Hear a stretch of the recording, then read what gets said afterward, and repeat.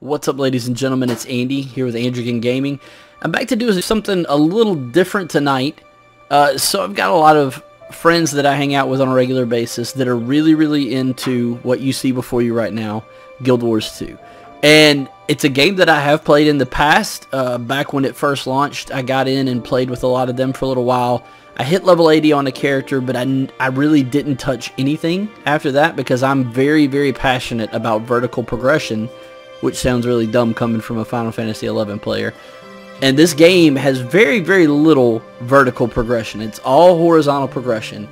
But as the years have gone by and they've added new content to the game and a lot of new things have come to light, I've been really interested to see how the cosmetic system works, because that's something that is really neat to me. And then also, the storyline in this game is just exceptional from everything that I've heard. I'll be honest, I didn't really pay attention to the storyline when I played it last time. So what we're going to do is we're going to start a series with a few of my buddies, and it's going to be a Final Fantasy XI player's take on Guild Wars 2. And that's starting tonight, so you guys sit back and enjoy the ride. For the sake of recording this video, I'm going to start a completely fresh new character. And we're also going to be joined by one of my dearest friends tonight in his first experience in the Guild Wars 2 universe. So I'm going to go through the process of creating a new character, and I'm going to kind of show you guys how that works and what each one of the races and classes are, kind of give you a little background on that as I understand it. So to begin with, we've got the Char here, and the Char is kind of a wolf-like race with horns. Definitely the most bestial, very cool looking, gruff, kind of scary looking, but very cool race design, very cool aesthetics. I like them a lot. Next, as always, we have the typical human, very basic, simple for those people who like the vanilla experience in an MMO. Then you got the Norn, who are essentially Vikings. In my personal opinion, they're just gigantic humans. That's all they are, gigantic humans. But they're very Norse, very Viking-esque, so also very cool. They start out in a wintry, icy type zone. Next, you've got the Ashura, which are kind of a small, floppy-eared alien type race that I personally love. My one and only 80 that I ever played through in this game was a thief, and it was an Ashura. I think they're really cool looking, a lot of fun to play. Their race kind of seems to center a little more on kind of like a technology aspect, which I think is interesting. A lot of fun. And then finally, you've got the Sylvari, the druidy-ish type race of the game, completely comprised of plants. Very interesting race, and I've never played one before, so that is what we are going to be moving forward with tonight. Next step in the process is obviously to pick your gender, male or female. We're going to go with a male, and now we get to pick our class. As I've told you before, I have played through the Thief class. I really enjoyed it. Oh, that's cool looking. Yeah, look at that. Some neat looking armor. Anyhow, I have played through as a thief before. I'm also really interested in the engineer class because I think that it looks neat, but that's what my buddy's going to be playing, so I'm going to step away from that one, and I'm going to play something that I've always wanted to try, which is the Elementalist. The best I've been able to kind of figure out from a, let's just say from a World of Warcraft player's perspective, the Elementalist really kind of feels like a mage/shaman hybrid. For a Final Fantasy XI player, maybe a little black mage and a little red mage.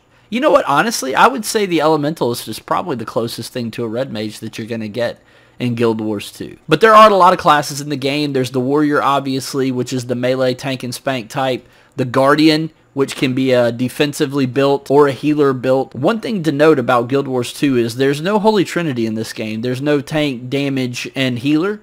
Rather, they go for more of a self-sustained approach to the game. So each class has its own abilities to survive any kind of encounter. They have damage output capability, and they also have defensive capability. So any class can really fill any role to some extent, but the dungeons and raids aren't necessarily set up to have a healer, a tank, and some DPS. It's more of a everybody covers their own area type environment, at least from what I've experienced. Next, we got the Ranger, which is the typical ranged class, bow-oriented, and I think that there are some other weapons that they can use as well. The Thief we talked about, The engineer we talked about. Now, engineer seems really neat because they do use guns, and they also have mini turrets and things like that they can use. I find that very interesting. A lot of fun. I have played that class a little bit, only up till about level 20, so not too far. The necromancer, obviously, master the undead. Lots of pets, very pet-oriented class. The elementalist, which is the one that I'll be trying, and then the mesmer. The mesmer is kind of a mind-oriented mage character. I'm not totally sure how to explain it, but it's very psychic-based, very control, very support-esque style class. But from what I understand, they're very capable of shelling out the damage if necessary. Alright, so we're going to go with Elementalist. We're going to move forward. Now, the detail configuration on Guild Wars 2 is pretty good. I wouldn't say that it's up to the level of anything like Black Desert Online, but it is very detailed, and you can get some really unique looks with it. So I'm just going to run through here and create a character real quick, and we'll get back to it. Alright, so here we are in the absolutely gorgeous world of Guild Wars 2. Apparently it would probably be a lot more gorgeous if my computer were less scrubbish, but here we are. So I decided to roll Sylvari, Elementalist. We're going to get started tonight. I am legit level 1, complete nub status, and this is the tree hugger world that I have found myself within. So tonight, hopefully not just tonight, but on this great wide adventure that will be Guild Wars 2, I have 4 of my dearest friends that are going to be holding my hand through this terrifying experience. We have Mr. Thor. Hello, guys. Is this weird, like whenever the creepy local band introduces each one of its members? It's like, back here on drums, we got Big Mike. And Big Mike's like, hey. Alright, sorry. Hey, hey, hey. Then we've got Zia. There we go. Hello, all. I had it right the first time. And then, last but certainly not least, Mr. Scout. Yo, y'all guys remember me? And then my brother, who will be experiencing this for the first time with me, the near and dear Trip. Hola. The near and dear Trip. Okay, so what we're going to do here, guys, is the way that I'm connecting this to the rest of my content on my channel is I'm an avid Final Fantasy XI player. Anybody watching this probably knows that, given the large majority of the content on my channel is Final Fantasy XI focused. But I will tell you, through a lot of study, it turns out that Guild Wars 2 actually bears... You douchebag! Sorry, there's a random thing, freaking plant dog that just started attacking. I'm trying to do an introduction. This man's biting me in the ankle. Alright, so anyhow, there are a lot of similarities between Guild Wars 2 and Final Fantasy XI. Now, before you tell me, Andy, you're a moron, it's not true, I deny you, let me draw some comparisons here and explain to you guys what I mean. So in Final Fantasy XI, the majority of your level gaining experience comes with grinding on enemies, going to different areas, picking up records of eminence, and continuing to gain experience, gain sparks, and move forward in the game. In Guild Wars 2, the way that you progress your character is you start off in an area, you complete all the small missions that are based around these heart icons, and then as you continue through those areas, you move to the next area, gaining harder content, and continuing to move forward. The best ways is to do, like you're saying, the hearts and the events, and definitely map exploration. You have your core story based off of that, which unlocks as you gain more levels. You get to go through more story content. Absolutely, and something I was saying in the introductory part of the video is Guild Wars 2 has an incredibly awesome storyline. It's actually one of the reasons that a lot of people continue to play it. The Heart of Thorns expansion and the Path of Fire expansions, neither of which do I own yet, but likely through this adventure at some point I'm going to have to. Those 2 expansions, from what I understand, added a ton of great story content. But not only that, it seems that AreaNet continues to put out what are called... It's called the Living World. They're done in seasons. Unfortunately, Season 1 was all live play. We can't do that anymore. But Season 2 forward is all episodic release that you can go back and play. They kind of act as filler / other story to bridge the gap in between the expansions. They're kind of mini expansions in of themselves. They each add a new map and more story, all of that. Very cool. So a good comparison to draw here, if you're a Final Fantasy person, is Final Fantasy XIV is renowned for its storytelling, and the way they do it is on 3-month patch cycles. So each patch cycle adds a small amount of new story content to the current expansion pack. To me, that kind of sounds like what's going on here. They're just consistently adding a little more content to each one of the expansions as they go. Actually, The time window is just about exactly correct. We're getting Living World every 3 months. So what I'm going to do is I'm going to go through the Sylvari starting area, kind of get an idea as to how the beginning of the game works. I'm not going to narrate the story because obviously that would be really time consuming, and I've got some gentlemen here who are playing with us. My buddy Trip is actually going to be experiencing all this for the first time with me. Trip, I need to find you. Where are you? I'm lost. He's already out of the dream state. Hey, remind me, if I remember correctly from the last time that I played Guild Wars, there are some really, really neat, like, gigantic bosses at the end of each starting area. Is that correct? Oh, yes. And each one is unique to your race. Yeah, I got to kill a big dragon. Probably. Oh, we got a storyline. I'm going to punch it. Look at this guy. There's a big freaking thing coming out of the ground. Well, I will promise you it's not me. It's a tree mander. Can I ask a question? Yo. Indeed. Oh, good God, this thing is enormous. Who exactly does he think he's fooling with trees for wings? He's not going anywhere with those. I think it's more of like a glider than actual flying wings. It's just sort of to make them fall in style. Andy. Andy, quit making fun of the man for going green. Something to note for anybody that hasn't really played Guild Wars 2 before, one of the neat things about this game is it does use a lot of telegraphs. They're called conditional. There we go. Conditions. Yeah. Conditions in a lot of other games would be considered like DOTs, area of effect dots, things like that, which is damage over time. In this game, they're called conditions. Every class has unique conditions to that class, and if I'm not mistaken, each specialization for those classes also have unique conditional like status effects that they can set and things like that. Most people can do any condition, however certain classes do some conditions better, and certain specializations of each class will power up certain conditions. Take Ranger for example. They can superpower bleed damage to do a ton more, whereas Elementalist can do the same thing with fire. Alternatively, what would be considered a buff in other games, they're called boons here. Right, yeah, I remember that as well. So that would be your like, regeneration, swiftness, protection. So I want to point something out that's going on right now on the screen, guys. So what I've done is I found one of the people that basically opens up the map area for you, and as the screen's going through right here, you can see she's kind of circling the heart areas. Now, those are individually leveled. You can see in the middle of the screen it says level 5. So as you level up, you want to go to different heart areas, and that's going to kind of help you progress through the levels in the game. But you do want to try to seek these people out so that they can open up the map for you and really show you what you're trying to do. Another couple of things that I think would be beneficial to make a point of right now is these little waypoints right here in the middle of the screen. So these are Guild Wars 2's way of letting you teleport around. As you find these waypoints, they're a lot like the home points in Final Fantasy XI. You walk up and you click on them, and at that point you'll be able to pay a small amount of money and teleport to basically anywhere in the world. Another thing of note is these small little points of interest right here. So those are just going to be unique areas on the map that have just points of interest in general. And if I'm not mistaken, they do contribute to map completion, and also I think you gain a little bit of extra experience whenever you open those up. So all of those things are things that you definitely want to try to pick up as you're opening up the map and continuing to do your progress. And certainly last but not least, the spyglass up here on the top of the map, that's what's going to be opening up the map. So you'll want to find the person with the spyglass over them, the scout, that's going to open up the map so that you can see all these things. Let's go find a heart piece and start doing some stuff. Let's do the things. First one in the entrance of Caledon Forest would be right here. Adventure!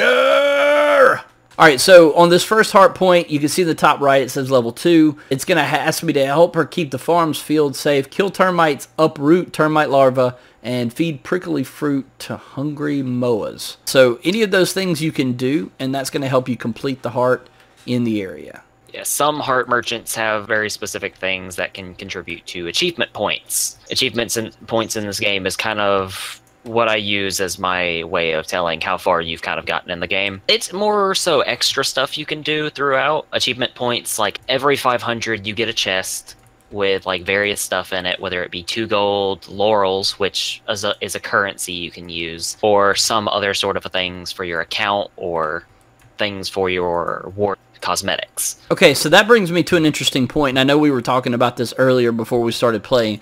One of you guys kind of explained to me how the cosmetic system works, because I know I've even heard people call this Fashion Wars rather than Guild Wars because the cosmetic system is so in-depth. There are two names this game goes by, and that is Fashion Wars and Build Wars. All right, Andy, if you want to come over here and look at me, you'll see, and our lovely viewers at home will see, I am not wearing crappy little starter armor. These are all cosmetics that I have collected throughout my journeys here in Tyria. And how I actually apply these after I unlock them is you're going to hit H, which is going to open up your hero panel. This is give you all of the information and UI about your character. Okay. At the top left, there's a tab that says Hero. You should be on the equipment page. If you click that, you'll have a drop-down menu. Right under equipment is wardrobe. Now, if you click a particular piece of armor you're wearing, it'll pull up all of these skins that you have in that armor weight and for that particular armor piece. So right now I'm looking at my helmet, which is currently these goggles and mask.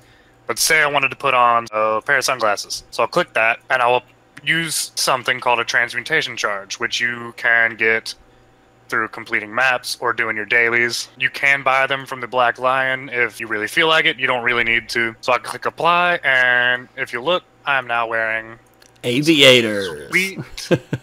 Some sweet aviator shades. All right, so what we're going to do right now is we're going to continue to move to the next heart point. And you know what? I'm just going to follow you guys. Trip, are you wearing goggles? The other light. I am.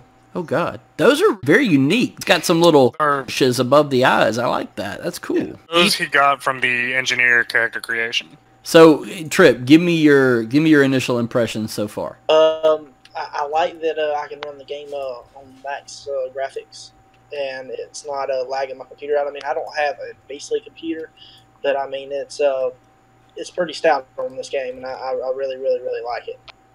I will say this game was developed and released in 2012.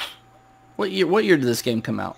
I believe it launched. I believe it was 2012 launch date. The game is turning 6 years old here shortly. But I did say I would bring up a point earlier about cosmetics. If you look at my outfit, like you see I'm wearing just my normal outfit right now and so on and so forth. Yeah. But there's alternate things you can wear aside from things in the wardrobe that change your skins.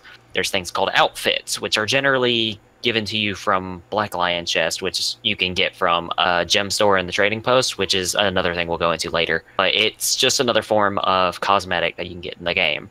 So if you look at my character model, you'll notice I have changed into a completely different outfit. Ah, it's freaking cool! See, this is the only reason that I want to play Guild Wars 2, right here, so I can look like that at some point. I want to have a freaking black fire head with things reaching out of the ground. Something to note, that most of these outfits cannot be altered in any way. Some of them take off the headpiece. If you go to your wardrobe, you'll notice little check marks by certain pieces of armor, like the gauntlets, you'll see a check mark by it, and usually the shoulders and the helmet, you'll see check marks.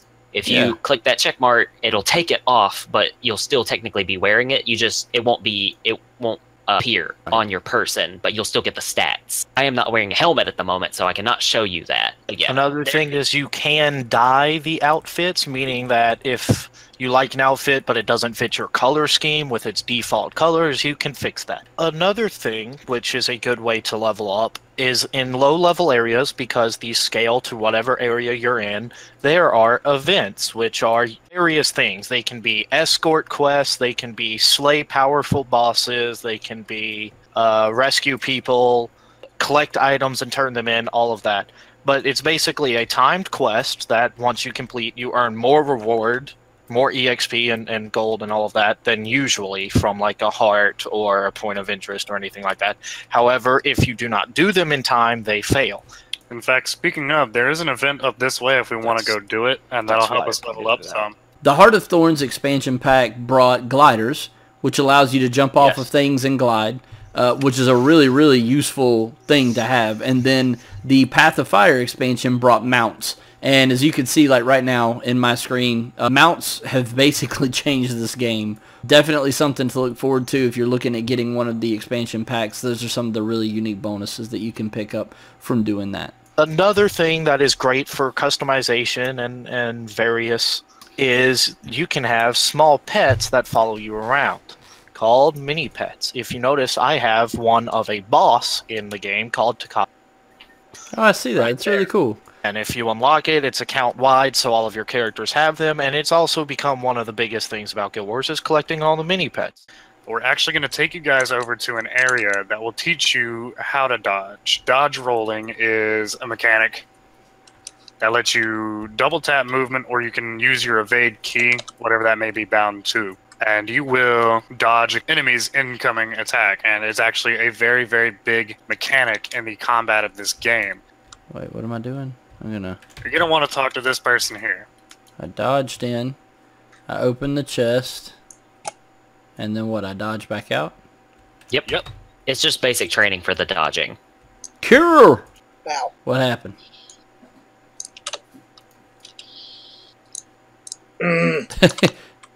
There you go. You got it. Look at that plant boy go. Yeah, you can either double tap, get wrecked. Movement. Hold on. I'm gonna do a real brief reenactment of Trip running through and doing his dodge. Hey, that's me on any given day. Why are you dancing? Because I made it. I don't know, man. You're kind of freaking me out right now. Alright, so I'm at another heart point here. And this one says, defeat Risen, burn their corpses, and stomp on corrupted grub holes. Definitely thought that said stomp on their undead guts, but I definitely misread that. I mean, that's basically all there is in like guts and undead stuff. I mean, you're not far off. Kill the things! Oh, we've come across the hero challenge. Wait, I'm not there yet. So the hero points are basically like, kind of like talent points, right? Essentially. In other games, I guess, would be a comparison. Don't really play Warcraft, I have no so idea what a talent point is. Yeah. Yeah. Basically, it lets you put points into your character to increase specific abilities and attributes, and allows you to unlock other things, right? Yeah. Yes, this will let you unlock skills and what we call trait lines. These would be something akin to skill trees in other games. Trait lines are mechanics that run in the background that boost your character. Kind of like passive abilities? In various ways. Yes, they're passive abilities that boost your character in various assorted ways, and that is where the buildcraft part of this game, Build Wars part of this game comes in. It was really odd being an Asura and jumping with a giant warhammer. Yeah, Asura Warrior and Guardian are definitely not classes that I would see in my own head. Why am I tiny? Why am I tiny? You picked up a red cap. When you pick up a red cap, it instantly shrinks you. You go tiny when you pick up a red cap, so you can go into these spider nests and throw out all the hatchlings. Ah, okay. Got it. Physics, man. Physics. Oh, so I just hit level 6, so I can equip some of my cool stuff now. Yas. Sweet. Fun fact, I just changed weapons. So this is something that I want to tell you guys that I do have a little bit of experience with in Guild Wars. So in a lot of other games, you gain abilities as you level up and you unlock different traits and skills and things like that. In Guild Wars, every ability is specifically weapon-based. Different classes have the ability to use different weapons, and different weapons open up new skills and abilities on your hotbar. So, as you'll notice, I just opened up the staff ability and got myself a staff, so I'm using that now, and it's completely changed what my ability bar looks like. I'll switch back over and you'll notice that when I re-equip my daggers, again, the abilities change. Going into that, the left-hand side of your skill bar, that is your weapon skills. On the hand side, those are utility, which are not bound by weapons specifically, but are bound by profession. Each profession has their own set of skills, and then each weapon has its own set of skills. So there is near infinite combat ability. Alright guys, so really fun night in Guild Wars 2. I learned a lot, experienced the tree hugger lands that belong to the Sylvari. I got my Gandalf vibe going on here, but we shall pass. It will be okay. It's going to be alright. So anyway, really good time. I appreciate these guys coming out and helping us and just getting to enjoy this awesome game. A lot of neat stuff about this. A lot of unique features that you don't necessarily see in another game. So I'm excited to get to experience that. I appreciate you guys being along for the ride. And continue to check in. We're going to keep doing this hopefully weekly and kind of make this a thing that we get out once a week and maybe take a little break from our Final Fantasy XI content and check this out. But anyway, I appreciate you guys checking us out. As always, like the videos, subscribe to the channel if you want to see what's going on. The shares help, man. Keep our channel growing. Appreciate it, and we love you guys. Until next time, deuces.